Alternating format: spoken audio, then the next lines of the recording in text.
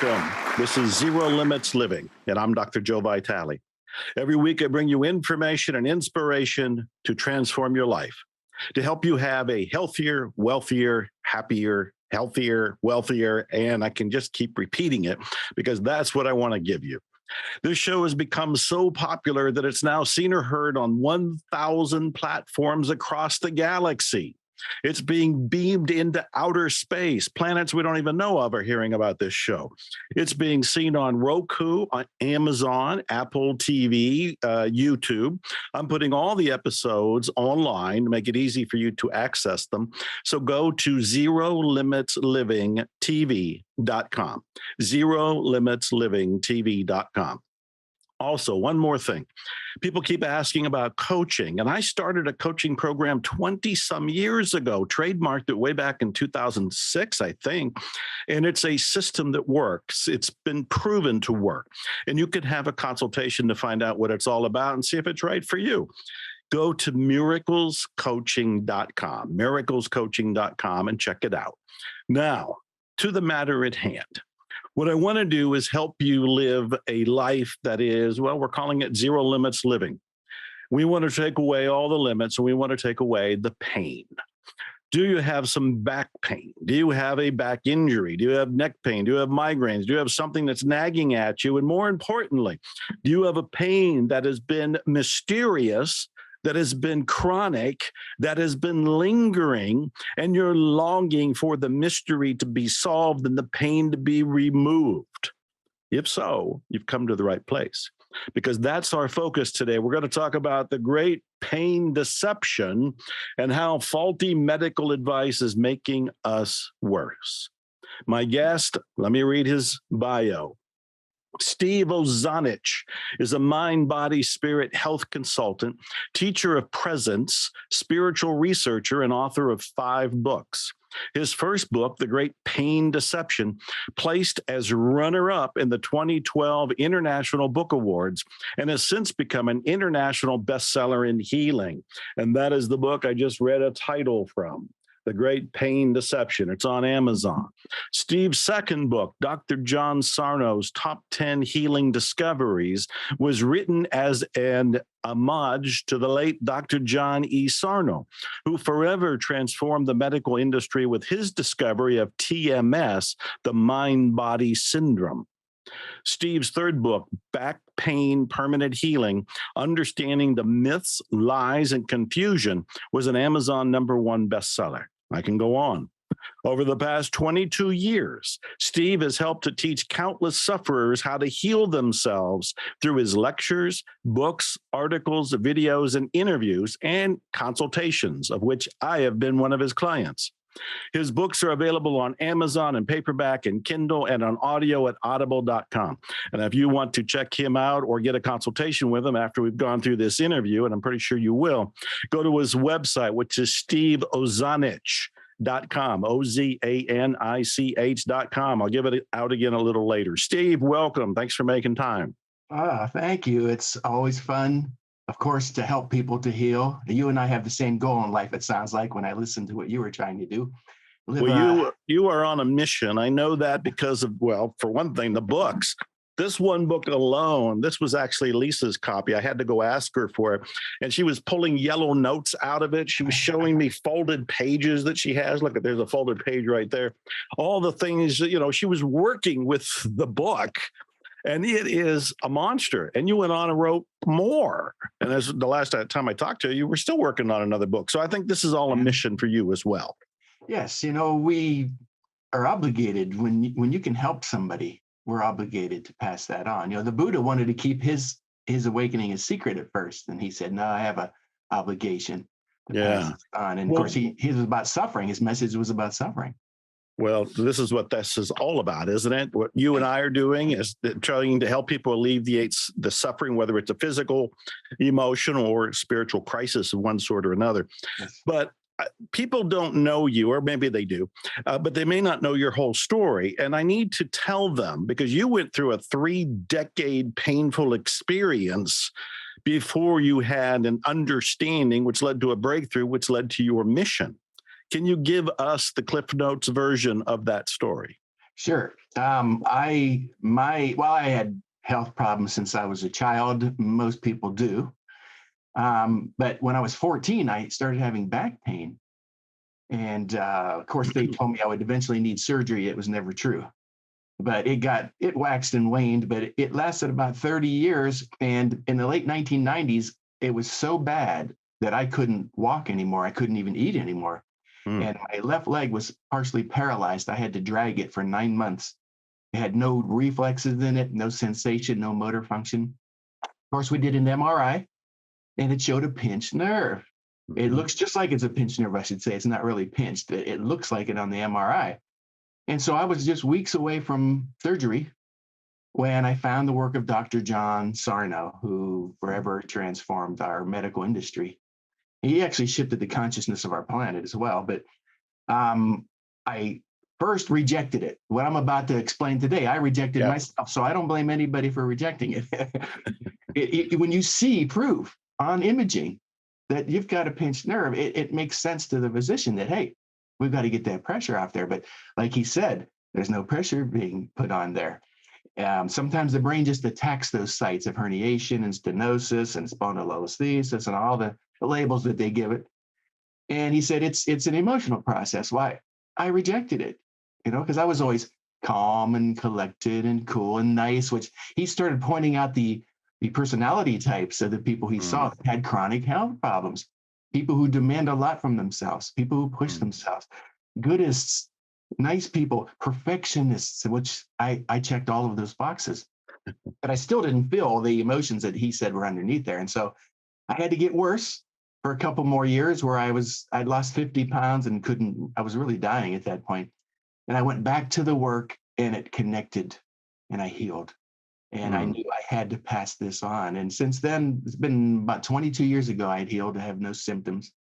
And I've helped a lot of people to get over basically everything, cancers, MS symptoms, deafness. I just helped a lady get her hearing back. It's almost always emotionally driven, but very few people believe that. Very few That's people. right. And I know firsthand because I have worked with you. I went to you, I think I've gone at least twice and maybe three times. I've lost track here over the years for problems. And so I'm going to put this in my own words just to kind of kickstart you, and you can correct me or elaborate on this. Sure. As I understand it, a whole lot of our physical problems are distractions from the unconscious mind, where the unconscious mind is, in a sense, protecting us. It knows that you have feelings very often of rage, and it doesn't feel, or you don't feel, that you can actually express those, or you can process those, or you can feel those. So, to protect you from feeling the emotions, the unconscious mind says you have a little bit of a weak link in your knee, or in your back, or in your neck, or somewhere, and it puts pain there. It puts attention there. It makes it burn.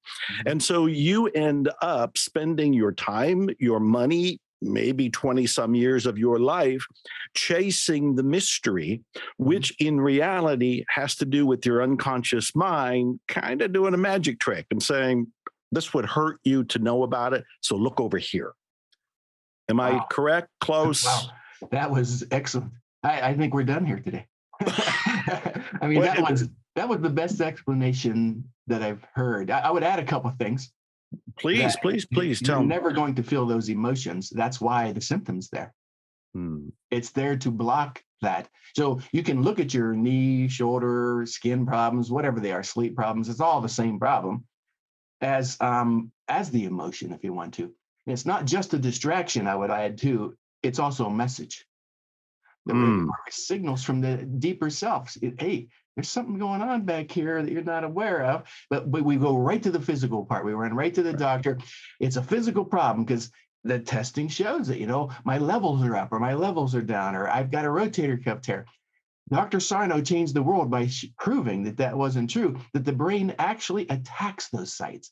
It'll go after the tear, it'll go after the arthritis, it'll go after the herniation, and it'll make you think that it's a body problem. And then on top of that, it gets more confusing when you have a surgery and it goes away. You think it Yeah. goes away. It's called a Yeah. placebo.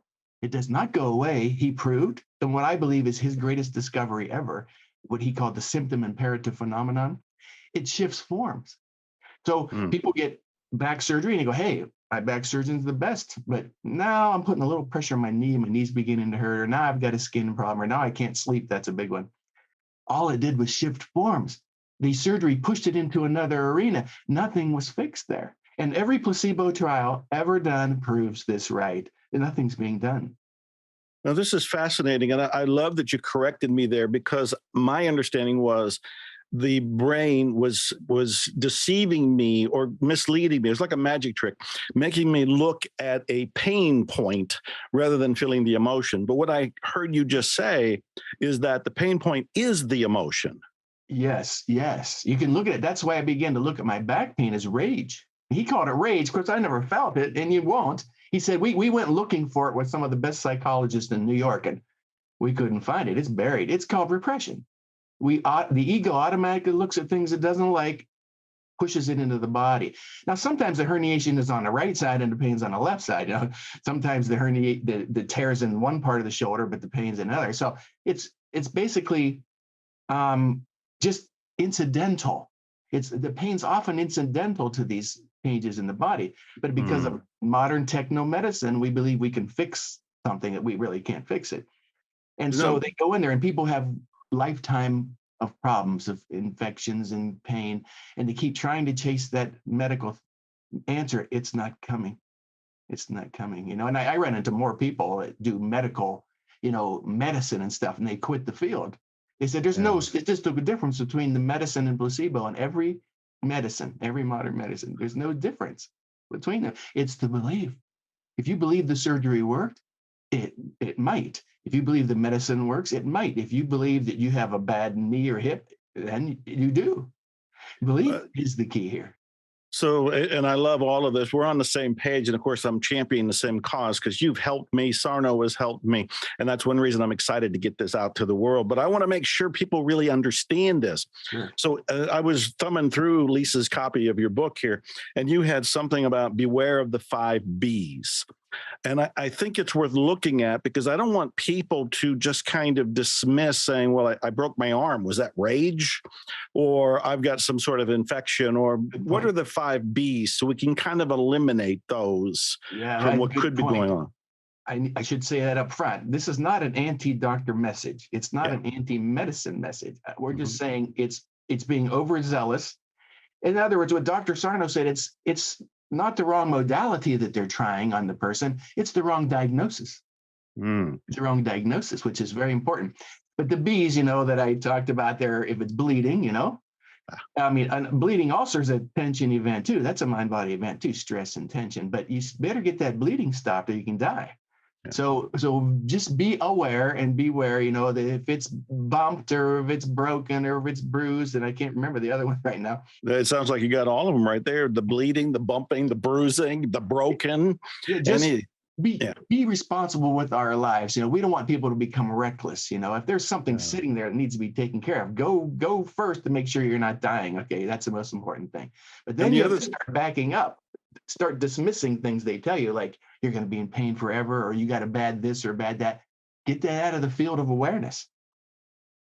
Yeah, one of the things I wanted to point out too, so I'm glad that we're doing this, is a lot of people will have on their X-ray a herniated disc or something, but those people, or a group of people that have that same thing that another person has, aren't feeling pain. Right. One group has it and they're feeling pain. The other group has it and they're not feeling pain. Part of the conclusion is saying it's not the X-rays pointing out something. But that's not where the pain's coming from. Right, exactly. That comes down to that great, there's a rabbi on YouTube that's amazing. His name's Benzion Scheinfeld, and he was crippled with back pain and he couldn't stand up straight. And he said, I was very depressed because I'm an athlete and I couldn't do anything anymore. So he went to a surgeon. They took MRI, and the MRI showed a fragmented disc, not just bulging, broke off, fragmented, free floating. And so he got worse. This is my subtitle of my book, Faulty Medical Advice Makes Us Worse. And so he didn't want to have surgery, so he went to a second surgeon, told him the same thing. You need immediate surgery or you will be paralyzed for life. This is very serious. So he went to a third surgeon, told him the same thing, immediate surgery, paralysis, or you're going to be paralyzed. And he ended up going to a chiropractor, and the chiropractor said, I can't even touch you. You have a fragmented disc. This is serious. So he had went to 4 doctors. Then he found out about Dr. Sarno. And so he thought it was wacky like I did, like some people might right now. It sounds wacky, but he took his MRIs in there and he said, I handed them to Dr. Sarno, and I knew what he was going to say. This is a serious back. You need immediate surgery. You're the exception. You're the exception. He said, Dr. Sarno looked at it and looked at me and said, son, there's nothing wrong with your back at all. And he said, no, I kind of rocked me. It took me because 4 people just said to be paralyzed. And he starts to defend his back now. He said, I'm pointing to the fragment and the stenosis and all the stuff on the imaging. Look at it. Look at it. And he said, Dr. Sarno told him what you just said. I can show you 1,000 people with that same MRI and they have 0 pain. It is not coming from your physical body, he told him. Mm. And of course, he didn't believe him because it was 4 against 1 at this point. Right. But he went to the lecture that night. Dr. Sarno had a weekly lecture. And he explained it to him, and he was driving Dr. Sarno crazy in the lecture. He said, asking him intellectual questions. And Dr. Sarno said, you can't ask any more questions here today. You're done. He was a very blunt man. But he said, I left early, not really understanding it, not fully buying into it. And 2 days later, the pain disappeared forever. And that's how, and you've seen that work too. That's how I see it work. Yes. And I know that guy. He interviewed me. I know who he is. So it's a remarkable story. The thing that's so interesting is that, first of all, most people will fight to defend the analysis that came from the medical authority. Right. I can imagine family members, friends, and so forth. Well, the doctor said so and so. And so they just bought into it. How do we, first of all, loosen that connection? Well, that's a very, very common question, that we're talking about TMS here, the mind-body syndrome, Yes. It used to be called tension myoneural syndrome because tension was the cause of all the backs and the diseases even, but it encompassed so many different things that they changed that acronym to the mind-body syndrome. It's basically everything. And that those TMS doctors are elite people. They know the differences.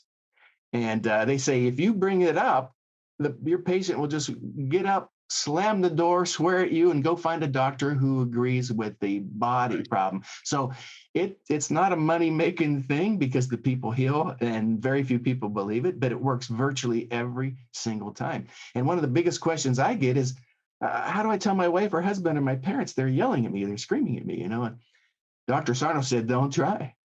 Don't try. Just heal and go live. If they come to you with questions, of course, you answer the questions. But Dr. Sarno never believed it would catch on generally because he said if it did, there would be economic chaos within the medical industry.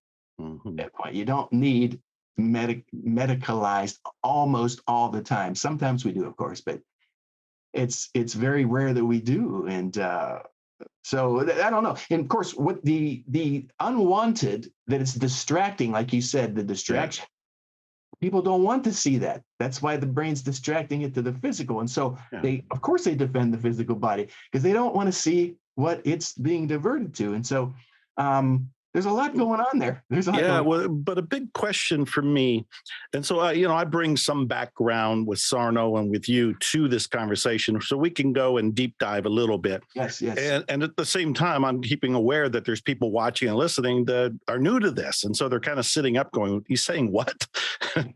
And so I'm creating an opening in them to realize that maybe the pain that you're experiencing is coming from the emotions. If it is coming from the emotions, how do we clear them? Okay. If this is from Dr. Sarno's stats, I can observe what he said was true as well within my work, but about 80% of the people won't believe it. They'll go on from doctor to doctor and they'll suffer for the rest of their lives, I guess. But about 20% of the people accepted it. And of that 20%, virtually every one of them healed, every single one of them, about 99.8% or something like that, it healed. And so most of them healed from the books, just the knowledge, like you held the book up there. Not everybody, though. If you've got severe childhood trauma or abandonment or something, we've been molested or think a lot of molestations in this work, they might need a good counselor, a good therapist, and in my opinion, the best is the spiritual ones, the ones who are the spiritual therapists, they get the higher level of consciousness. Mm-hmm. And so different people need different things. Most of the people just need the awareness of what's going on. That's it. Like the rabbi, when he listened to the lecture, that was it. And our Paramahansa Yogananda said that ignorance is the supreme disease, and knowledge, erases and it heals the spiritual body, the mental and the physical body. And that's kind of what this work's about. Because if you look into the physical body with an electron microscope, there's nothing there. It's all space. What's being pinched? It's all space. It sounds so sci-fi when you say it that way. One of the founders of the New Thought and New Age kind of thinking in the 1800s was Phineas Parker Quimby. Oh. And Quimby had said, he had this great line, and I did a dissertation on this guy because a lot of people said the people that do spiritual work don't do any marketing. The big ones do, and the big ones did, the ones that were famous. Quimby went around with a flyer, and his flyer said, the explanation is the cure. Yes. The explanation is the cure. That's and good. I never forgot it. And this is what he did. He would sit with people and talk to them long enough to have them have an illumination where they realized their thinking was causing a lot of their physical diseases. I have seen Sarno to be like this, and with my experience with you, I have seen you to be like this, and it's part of the reason I wanted you here, because we're having a conversation. I think the explanation is the cure.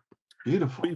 We've fully explained this, where people get the aha. You mean it isn't just this old X-ray that's showing me, or an MRI that's showing me there's something there? That isn't where the pain's coming from. It's actually coming from emotion, or is the emotion being expressed? Then the next level, if somebody is willing to take those steps forward to grow, is to release the emotions, feel the emotions. Yes. Need a pillow. I mean, what are they? You said that. Thank you for saying that. I'm going to use it. I didn't know Quimby said that. I quoted Mary Baker Eddy several times, and she got all her knowledge from Quimby, I think. That's right. That is exactly right. But yes, you can release it. Like Thich Nhat Hanh said, and even David Hawkins, who I think wrote the greatest health book I've ever read, Healing and Recovery. Yeah. When you express this anger, you release just enough to contain the rest of it. And you haven't done anything, he said at that point, And so you can feel better after releasing anger and yelling, but you water the seeds of anger, Han said, and you make it stronger, that anger.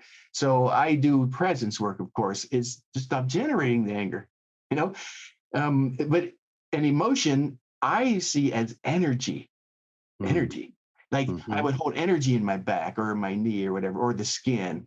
And cancer, cancer cells, this thing that's gone rogue, this energy that's out of control. So I think the future of medicine is in the energy side of it. And so you can talk about it in terms of emotions, which is very helpful. But I would rather talk about it in terms of energy. It's not being handled correctly. You're storing energy in these areas here because of your perceptions of life, your personality. It's really, Dr. Sarno uncovered a personality type, really, that has health problems. Perfectionists, people who don't want to fail, people who achieve at very high levels, very high levels. They push themselves. They push themselves. Well, we know people like that, right? We know all this firsthand, and I know it firsthand. So the thing that's concerning me is, can we really do this on our own? Can we do it as the hero's journey, and we kind of buck up and get through this? I made notes when I was going through your book. You listened to the healing back pain audio 1,000 times when you were going back on the cassettes and everything, when you're going through the journey. I also know in my own experience before I met you and before I knew Sarno, when I had pain that was moving around like heel spurs that would last for years, and they were so big and so painful, the medical authorities would take photos and share them with each other. Like, have you ever seen one this big? and then after a while, it moved into the muscle cramps, as you know about. And then as one point, they wanted to do an MRI. And I said, okay, if you do an MRI and find something, what do you got to find? Well, we might find an injury. What will you do? We might do surgery. And I thought right then the red alarms went off in my head and thought, I'm not doing surgery. You know what happened? The muscle spasm stopped because it was like, when you had muscle spasms, that was okay to deal with. But now that they're talking about surgery, let's turn that one off. And then my ears started ringing. Yes. So when I try to do this on my own, and of course I've worked with you and I love you. That's why you're here. I love what you're doing. My question is, can we do this on our own? Because our own unconscious mind is the trickster to our conscious experience. Do you follow what I'm asking here? Yes. And I thought I was going to be one of those that needed serious therapy because of all the trauma that I had in my life as well. But I did it on my own. Some people don't want to do it on their own. Some people do. I find out if people heal very quickly, which they often do, it'll usually pop up again later, that quick healing is not necessarily the best. It's better to maybe grow spiritually, maybe over a slower period of time, much deeper healing. But some people heal quickly and it goes away. You never know. So can we do it on our own? Yes. But if you're not getting the outcome, I guess maybe reach out for help from somebody. The best teacher is somebody who's experienced it, not somebody. I think Carl Jung was the one who said, never teach from a textbook, teach from experience. And so I experienced healing as millions of people. Dr. Sarno's helped millions of people by now, I'm sure. But and you haven't. And I know some of the people like Joe Polish that you've worked with personally, and he's interviewed you and done a lot of stuff to promote you. And of course, your books are getting all kind of popularity, and this is only one of them. You've written 2 or 3 other ones that I mentioned. So let's give some guidelines. Let's say there's somebody watching here and it's a woman up in Nevada or something, or Idaho, and she's in pain. She's got back pain and she's got 2 kids and she's divorced and she's trying to make it through COVID and the pandemic and lost her job or quit her job. I don't know. But she's thinking, how am I going to do this on my own? I don't have any money. I have to go to the library to borrow his book from the library, The Great Pain Deception. So she can't even buy it. Where does she begin? Do you have a little cheat sheet? Do you have a little checklist? Do you have step 1 through 5 that we can begin with? Well, we went down to the basics here, didn't we? Yes, we did. Say somebody's living in their car and they can't read. Well, they can read. Yeah. Well, some people have actually gone to the library to find the books as well, which do. So that's one source as well. My suggestion is always the same. If you can get a workup, a medical workup, do that. Make sure there's no bleeding there. I have seen aneurysms in spines that will cause some pain as well. And tumor, of course. So make sure that you're not in any danger. That's the most important thing to do. We get this precious life. Let's take care of it. Let's be responsible for it. I'm talking about after they give you the wrong diagnosis, then you need to start backing up and looking at TMS, But if the doctor tells this lady in Idaho or Nevada that she has a herniated disc, you can dismiss that immediately. Wow. I said to Dr. Sarno, have you ever, and remember, he practiced 5 decades, 50 years at NYU. And I said, did you ever see one? And I even asked the doctors he trained that I work with, have you ever seen sciatica that was not TMS? And they said, no. So the chances of that herniated disc causing that pain are almost nil, but look at the rabbi. It was fragmented and it went away 2 days after the lecture. So I dismissed that immediately, like Dr. Sarno used to. They would show him their MRIs and he would throw them on the desk and they would go, aren't you going to look at those? And he would say, do you want me to look at them? And they go, yeah, I paid a lot of money for them. I just traveled 1,000 miles. So he would pick them up for their benefit. He said he would pretend like he was looking at them. But you can dismiss structural causes. Causes. Okay. Now, once again, I'm not a doctor. I'm not allowed to diagnose anybody. It's illegal. I'm not in the medical industry. So this is my opinion. I'm allowed to give my opinion here. I've never seen one that wasn't, from the mind-body syndrome either, from an emotional process. So if she gets diagnosed with the standard structural things, I would dismiss it quickly. And I would read the book. Like Quimby said, the explanation, the cure is within the explanation. I was glad that you said that. That's powerful. Because that's what Dr. Sarno said, the exact same thing. Yeah, the explanation is the cure. Okay, so she gets some sort of structural feedback there. And it says that you have this problem and we can dismiss it. But what do we do at that point? Yes, we're going to read the book. We're going to go and get The Great Pain Deception from the library or from Amazon. We're going to go and devour it, do what Lisa did, fold back pages and everything. How do we internalize this? How do we actually get to that awakening? I'm looking for the shortcut, Steve. Yeah, I like I'm that. looking for the hack. I like that, what you're saying there. You're getting right to the nitty gritty. I'm going for people are hurt. I know what it's like. You know what it's like. People are hurting, and I don't have much time with you. So I'm like, okay, just give it to me. I've seen people pass out, from the pain. It's that painful. Dr. Sarno said it's the most painful thing he'd ever seen in clinical medicine. And he did not engage in hyperbole ever. He was a very genuine, low-key man. He never bragged about anything. A very genuine man. But the books will usually do it because the cure is in the explanation. If not, though, he said, maybe it's time to talk to a therapist because there's probably something really deep down in there. Maybe a lot of his patients had things they didn't even know were there because of repression. Their egoic mind had repressed it. Like his famous Helen. Helen was, her name probably wasn't even Helen. He protected his patients all the time. But this lady was crippled, bedridden with severe hip and back pain for 2 years. That's a long time not to be able to get out of bed. They heard about him in New York, so they got her up there.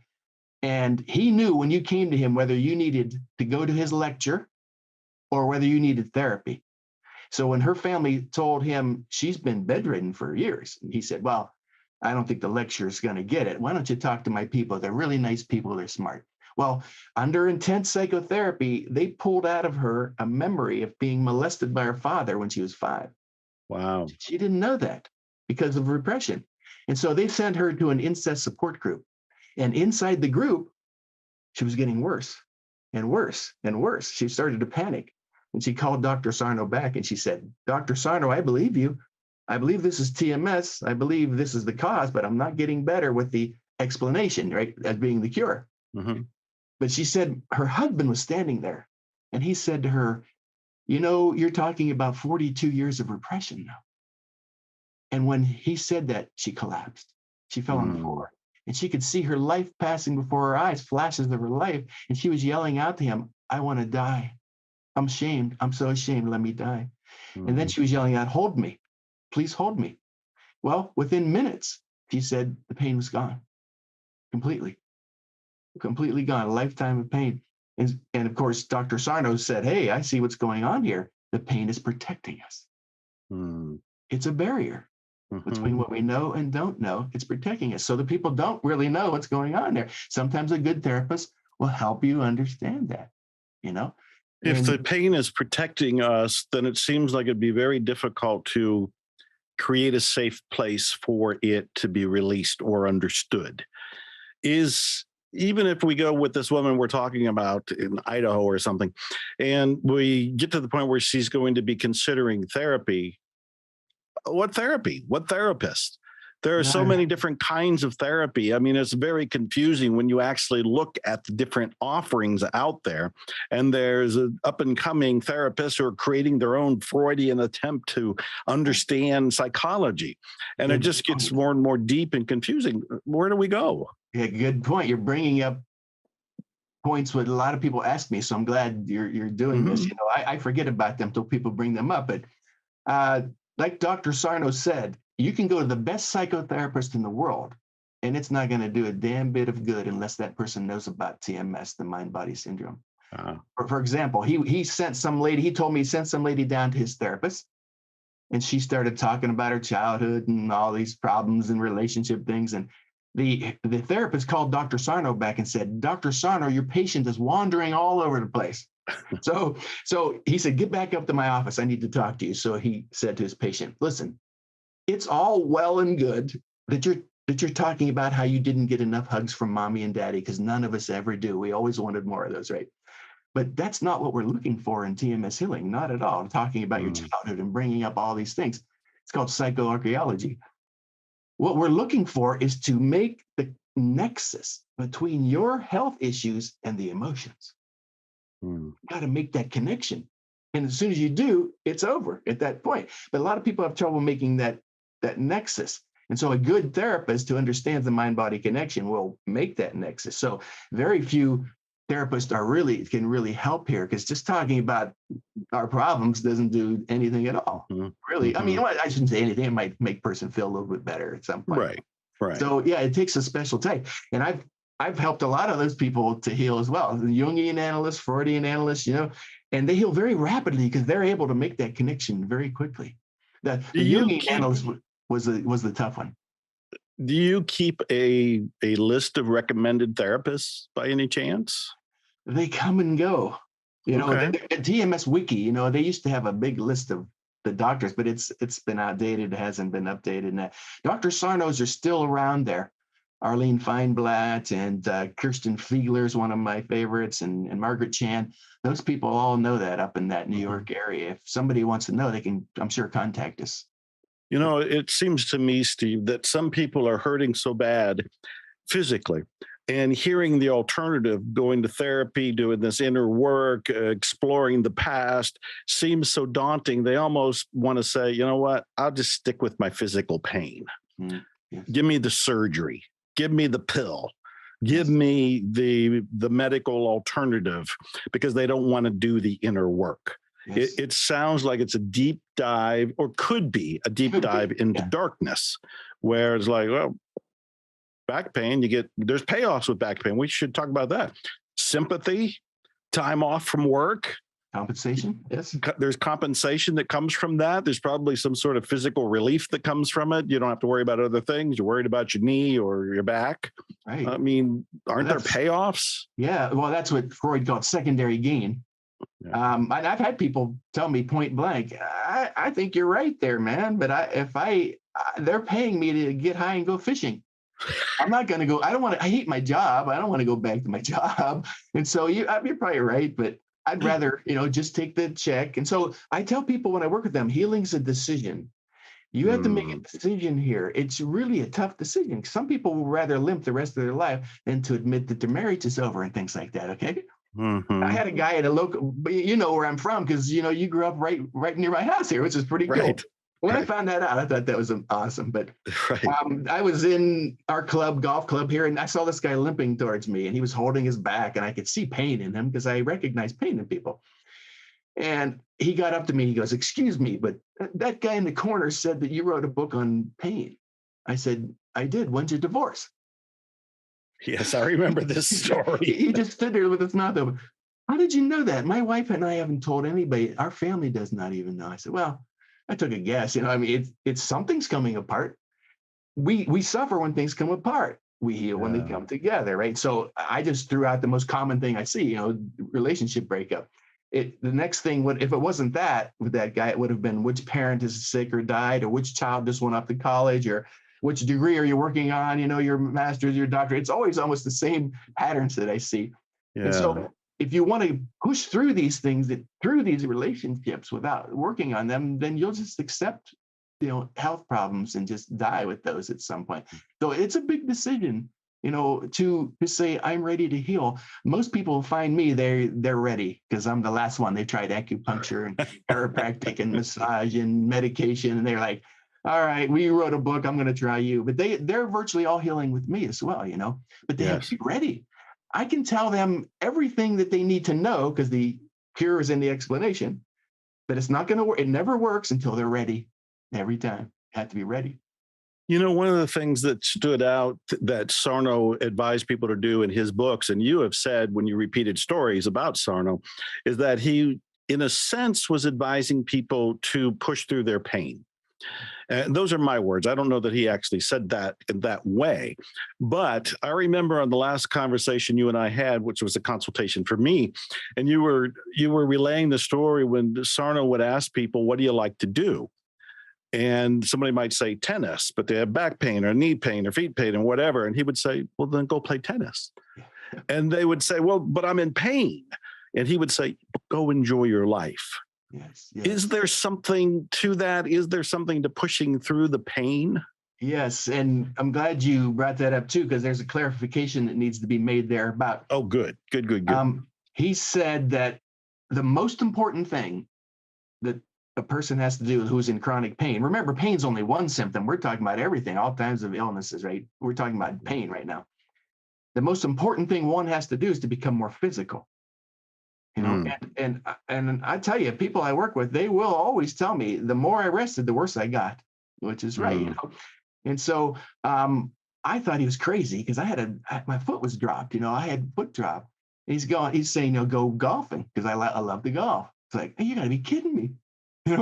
I'm thinking, who's crazier, me or him, this crazy doctor, or me, the guy's listening to the crazy doctor? Because if he's wrong, I'm damaging my body beyond repair at this point. But he went on to say he had never seen one person in 5 decades that ever got worse through increasing physical activity. But you have to have confidence in this diagnosis, because if you just jump in and think, I'm going to get rid of it today, and you don't believe in TMS, the pain gets worse. And you think you made a mistake. It'll set people back a long time if they're That's not what I ready. needed to hear. That was the clarification I needed to hear. Yeah, when you're ready, when you're really confident, start out slow.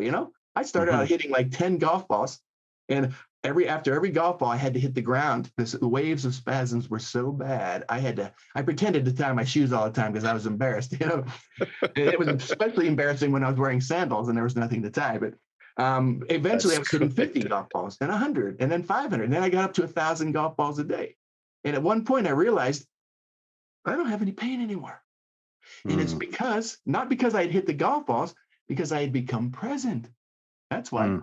I was doing something I loved. I love, you're in the moment. I'm paying attention to the golf swing. Look at the plane. Look at this release. Look at the balance points. I was in that moment, and you can't do both. You can't put your mind on your pain and what you're doing at the same time. And so presence, I realized, is how I got out of the suffering. And so to me, you can work on the emotions with therapists, which helps a lot of people, and journaling programs, all these other emotional modalities. But my thing is once you become present, there is no anger, there is no fear anymore. You're in the moment. The emotions aren't generated when you're present. So to me, that's the answer. But some people like intermediary steps, so they go to do programs. I don't do programs. I do the teaching, like Quimby said. At that point. So you mentioned presence, and we probably should look at what that actually means. I think you are a very present person. And when I talk to you, you speak from presence. In many ways, you are the Ohio Buddha.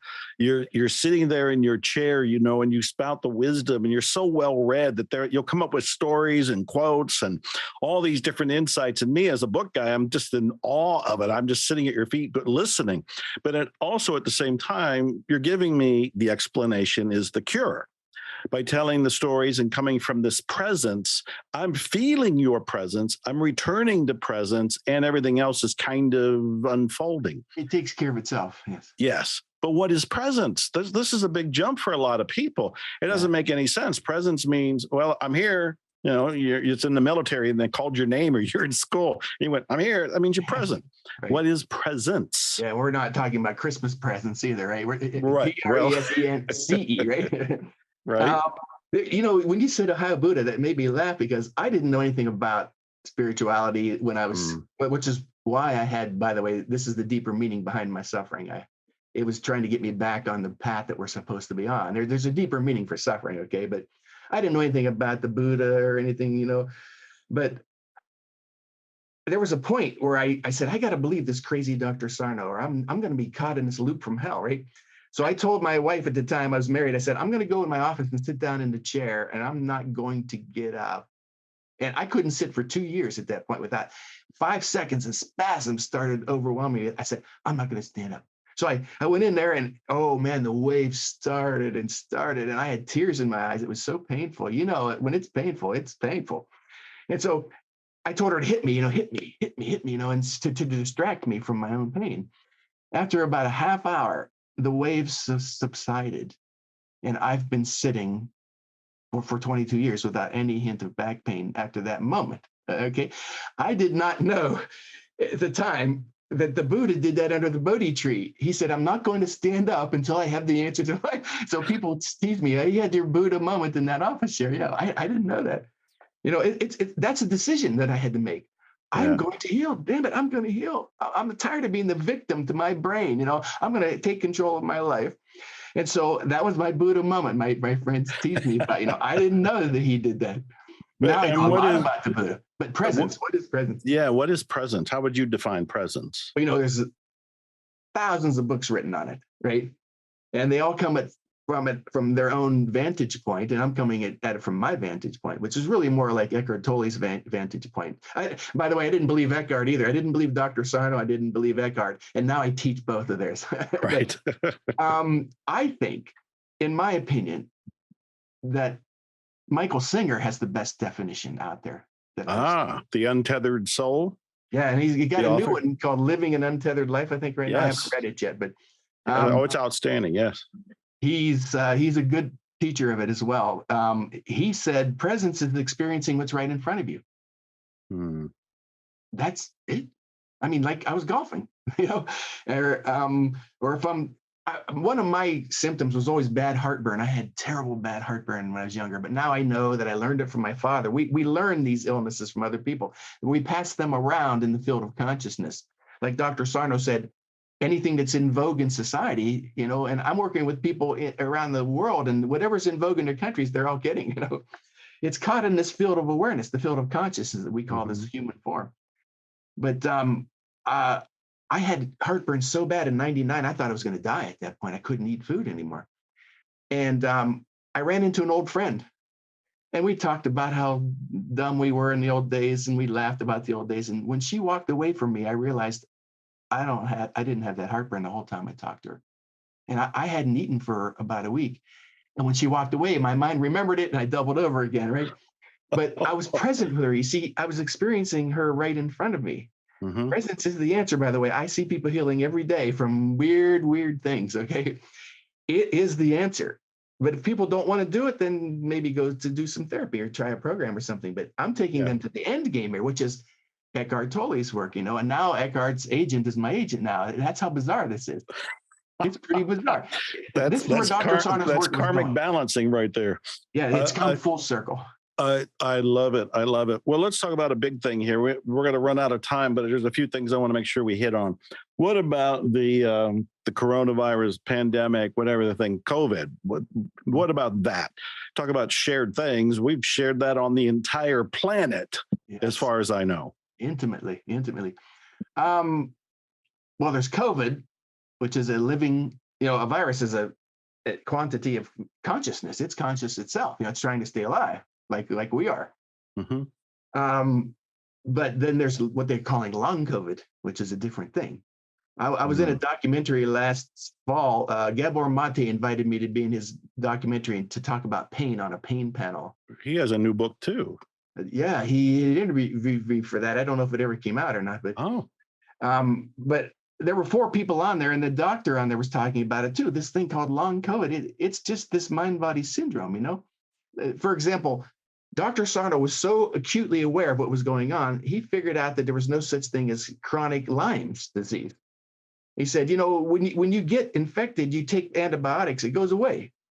If it lingers, the doctors are calling it chronic Lyme. You waited too long to take the antibiotic, you can't heal. But I'm helping those people to heal like he did. It's just part of the mind-body syndrome.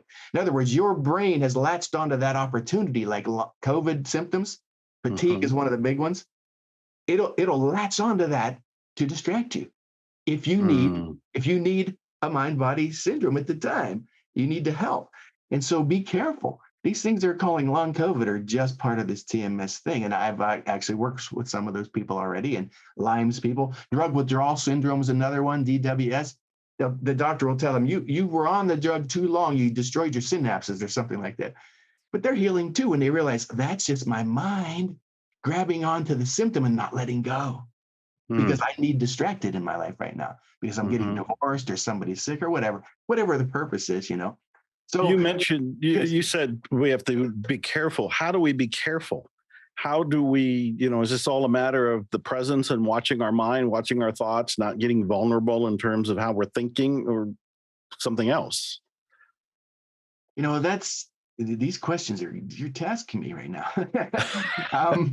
which is good. Because if you have these, everybody else is going to have them at the same time, I think most of the people, when they read the books, they recognize themselves on every single page of the book. Oh my God, Dr. Sarno got it. I get it all the time. You described me on every page of the book, how I thought, how I reacted, all those things, what I ask of myself. I asked a lot of myself. I had 20 different projects going on at the same time. Most people recognize themselves and say that's me. That's me. If they don't recognize themselves, or if they don't want to believe in it, then they're just not ready. You can't force somebody to heal. It's not possible. Yogananda talked about free will, as did Hawkins and Edgar Casey. Free will. We have free will to live a miserable life. We do. But I was actually going down that path when I threw Dr. Sarno's book against the wall. I threw it against the wall. And the universe gave me the answer, and I rejected it. And I got worse. I got so bad that my family was freaking out that I wasn't eating anymore, And people kept asking me if I had cancer. I was so thin, do you have cancer? I said, I don't know. Probably. I had everything else at that point. But I finally opened my heart up. And remember Rumi's words, the heart keeps getting broken until it finally opens up, And so we need them to start living in their heart, in the present moment, in the heart chakra, not up here. The intellect is a defense mechanism against how we feel. And this is from Carl Jung, directly from Jung. He said, the intellect and the feeling function are polar opposite functions. You can't do them at the same time. They're mutually exclusive. And so that teaching moment, what I read from him was a transformative moment in my life as I lived up here. I was always worrying and stressing and planning and comparing, conceptualizing and contrasting. I didn't know I lived up here until he showed me as a teacher. He was a teacher that I was living up here because I didn't want to live here. Something's happening in your family dynamic, he said, as a child, and you don't want to feel anymore. The arguing or the criticisms of us, which is one of the most common things, the parents criticizing the child. Or, they got divorced or they abused you or they died, whatever it is. The child is so frightened about who's going to take care of them and who's going to take care of me, protect me, that they move into their head, Jung said, as a defense mechanism, and they become intellects. So all the people I work with are very amazing human beings. They know everything. They know everything. By the time they get there, they're like, I don't know what I'm going to ask from you because I know everything you're saying already. I already read the books, but I kind of put the puzzle together for them. Yes. They get it. They understand a piece of that and a piece of that and a piece of that. But I kind of like draw the picture, the painting for them. And it works so elegantly the way the universe is designed. It's elegant in the way it functions. It's really beautiful. You are so amazing. We only have a couple minutes left and they're going to pull the plug on me. And I need to ask a couple questions and say something here. And one of the questions is, was there a question you were hoping I would ask or fearing I would ask? Something that you were thinking about before we even got here? Or were you so present you just showed up, blank slate, didn't have anything on your mind? You asked and answered your question there. I used to have answers ready on the interviews. As a perfectionist, if they ask me this, I'll say this. If they ask me this, but that's not present. It needs to come from me in the moment. The deeper experience is what I'm teaching from. Everything that's ever been done in history of the universe is inside of our own bodies anyway. Okay, it's all inside of here. If I just open up, clear my mind, and allow it to come out to people, those are the best answers of all. So I just showed up today knowing that the best answers for everybody is not from my ego, which is my mind, it's from my heart. Because I have the same goal as you. I really want people to live a better life and to enjoy their life at a higher level. And you can only do that from a state of being. The Buddha called it being. I'm calling it presence. Presence used to be called mindfulness, but that term's kind of evolving because it sounds like the mind is full. It didn't really translate into English very well. Mindful. Right. Mindless is better. Mindless. That leads to a question. This show is called Zero Limits Living. And I often ask guests, do we have any limits? What is your feeling about that? Do we have limits? Do we have any limits? We have our mind is the limiter. It's as a matter of fact, if you listen to Ibn Alexander, the neurosurgeon who had died from meningitis and came back, saw this next dimension and came back. He said the brain he was a brain expert, is the thing that's preventing full awareness. It's kind of like a regulator or something on an engine. It's regulating. It allows certain things through, but not the full thing. Until people die, like Anita Morjani died, and she saw the full field at that point. And she saw why she got the cancer immediately, because I was focused on it. What you focus on, you create. You're present with that. You're creating it. And so Saint Germain said the same thing. Illness is not really there. It's your focus on it that's creating. And so it gets into the higher spiritual understanding that what we're talking about here. Maybe sometime come back and talk more about the spiritual side of it. But I would love to. Yeah, the world needs to know TMS. Steve, you are so amazing. I want to say two personal things publicly. One is, it might have been the very first session with you, and I was beginning a divorce, and I was traumatized and sad and hidden anger and rage and confusion, and it just went on and on and on with all kind of things. Definitely my mind was in agony.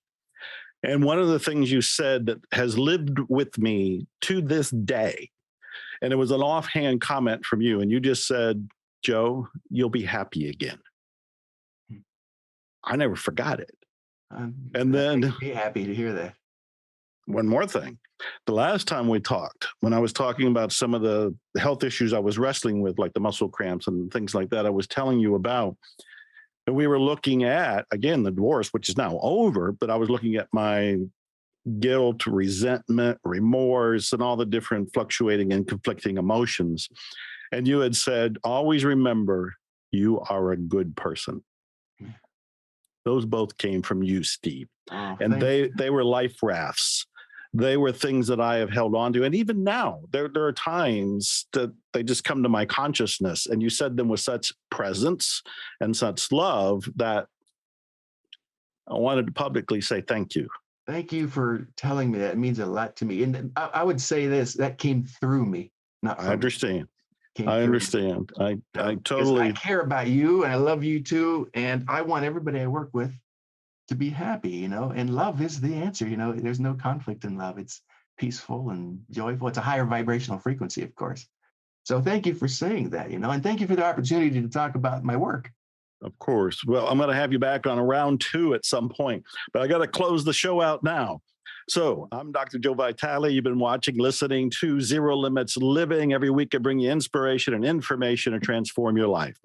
I'm putting all the shows in one place, even though you can go to 1,000 different platforms and see it or hear it: Roku, Apple, Amazon, YouTube. But just go to ZeroLimitsLivingTV.com, ZeroLimitsLivingTV.com, and enjoy yourself. Also, check out Miracles Coaching. Go to miraclescoaching.com, free session there. Get all your questions answered. I want to thank Lux Media Studios, Candace Barr, Chris, who's running the cameras today and making us look good, and you for tuning in and making this possible. Expect miracles. Go get the Great Pain Deception. Glutathione is a big word. It's the body's own master antioxidant. It's a scavenger for free radical, bacteria, and viruses. There are no products in the market with the ingredient NASET. NASET increases the production of glutathione that's in our body already to strengthen and enhance our immune system, elevate sense of well-being, support muscle strength and endurance, cognitive function, and liver support. It helps with increased energy and blood sugar regulation. Get your bottle of GSH Plus from www.salvationnutra.com.